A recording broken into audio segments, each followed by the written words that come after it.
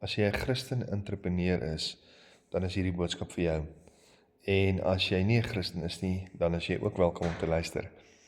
Ek het gisterand saam met 'n kliënt van my gesit in sy kantoor en ons het tot na 9 gesit en gesels oor besigheid en oor Christendom en waar pas geloof in syfers wat moet klop.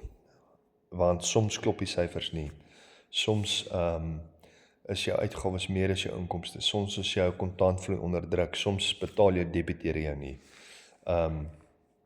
En dan moet 'n ou uit geloof uit funksioneer. Die skrif sê mos, we walk by faith, not by sight. En dit beteken dat ons moet reageer of optree of besigheid doen, nie noodwendig op dit wat ons kan sien nie. Nie net op syfers wat klop nie. Want God is mos bonatuurlik. Hy werk buite ons tyd en ruimte. En ons moet besigheid doen op dit wat ons glo, en geloof is mos 'n vaste vertroue op dit wat jy hoop, nie op dit wat jy sien nie.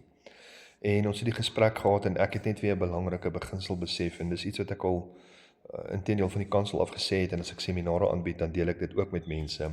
Maar dis iets wat ek soms vergeet, want 'n ou is so besig met die dag tot dag take van jou besigheid.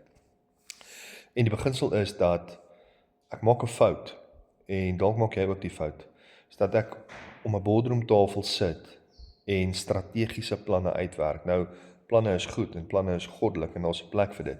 Ons moet beplan uit die aard van die saak. Maar my fout is, ek maak planne om die boardroomtafel en dan vat ek dit huis toe en in my binnekamer vra ek vir God om dit te seën, waar die resep eintlik andersom moet wees.